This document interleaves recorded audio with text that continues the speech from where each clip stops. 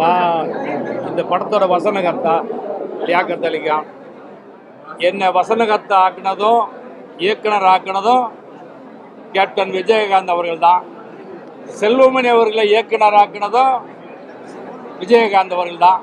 மன்சூர் அலிகான தமிழ்நாடே கொண்டாட வச்சதும் விஜயகாந்த் அவர்கள் தான். இப்போ 34 வருஷம் கழிச்சு இவ்வளோ கொண்டாட்டம் இல்லையா? 340 வருஷத்துக்கு பின்னால கூட கேப்டனுடைய புகழ் பேசப்பட்டு கொண்டே இருக்கும். ஏன்னா அவ்வளவு பண்ணியிருக்காரு.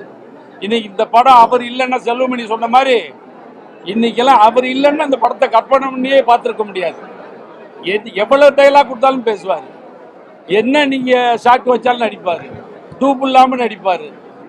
இந்த படத்தை இவ்வளவு பிரம்மாண்டமா எல்லாருடைய ஒத்துழைப்போடையும் கொண்டு வந்த செல்வமணி அவர்கள் இனிமேல் மறுபடியும் படம் இயக்கி இன்னொரு கேப்டன் பிரபாகரன் போல ஒரு பிரம்மாண்ட படத்தை கொடுப்பார்.